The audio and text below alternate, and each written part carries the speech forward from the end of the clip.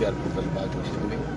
ಇವತ್ತು ವಿಜಯಪುರ ಜಿಲ್ಲೆ ಬಸವಣ್ಣವರ ಜನ್ಮಭೂಮಿ, ಇನ್ನೊಂದು ಕಡೆ ಆದಿಲ್ ಶಾಹಿ ಅರಸರ ಒಂದು ಸೌಹಾರ್ದಯುತವಾಗಿ ಒಂದು ದಿವಸ ಇಲ್ಲಿ ಆಡಳಿತ ಮಾಡಿದಂಥ ಸಾಮ್ರಾಜ್ಯ ದಿವಸ. ಈಗ ಸಂತ ಸೌಫಿಗಳ ನಾಡು ಪರಮ ಪೂಜ್ಯ ಸಿದ್ದೇಶ್ವರ ಸ್ವಾಮಿಯವರ ಒಂದು ಪಾಲಿನ ನಡೆದಾಳ ದೇವರು ಅವರ ಒಂದು ಜಿಲ್ಲೆ ಇದು. ಇಲ್ಲಿ ಈ ಸಲ ಯುಗಾದಿ ಮತ್ತು ರಂಜಾನ್ ಎರಡು ಕೂಡಿನೇ ಬರುವಂಥದ್ದು.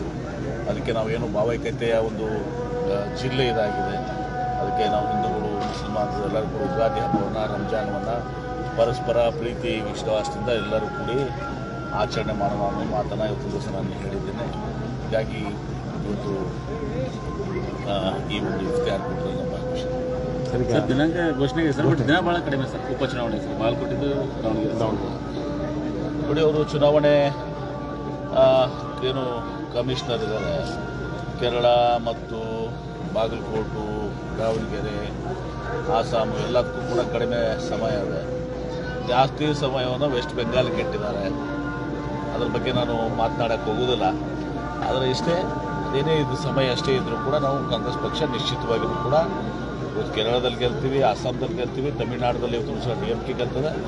ವೆಸ್ಟ್ ಬೆಂಗಾಲಲ್ಲಿ ಇವತ್ತು ಸಹ ನಮ್ಮ TMC ಮಮತಾ ಬ್ಯಾನರ್ಜಿಯವರು ಮತ್ತು ನಮ್ಮ ಕಾಂಗ್ರೆಸ್ ಪಕ್ಷ ಕೂಡ 70 ಸೀಟ್ಗಳಷ್ಟು ಅಲ್ಲಿ ಸ್ಪರ್ಧೆ ಮಾಡ್ತಾರೆ. ಮತ್ತು ನಿಶ್ಚಿತವಾಗಿ ದಾವಣಗೆರೆ ಮತ್ತು ಬಾಗಲಕೋಟೆ ಎರಡನ್ನು ನಾವು ಗೆಲ್ತೀವಿ. ಸರ್ ದಾವಣಗೆರೆನೇ ಜೋರು ಗಲಾಟೆ ನಡೀತದೆ ಸರ್. ಈಗ ಮುಸ್ಲಿಂ ಅಭ್ಯರ್ಥಿ ಕೊಡಬೇಕು ಅಂತ ಅದೆಲ್ಲ ಪಕ್ಷ ತೀರ್ಮಾನ ಮಾಡ್ತದೆ. ಪಕ್ಷ ಅದನ್ನು ತೀರ್ಮಾನ ಮಾಡ್ತದೆ. ಅದೊಂದು ದಿವಸ ಅದು ಸೌಹಾರ್ದಯುತವಾಗಿ ಅದನ್ನು ಸಹ ಪಕ್ಷ ಎಲ್ಲರೂ ಕೊಟ್ಟರೆ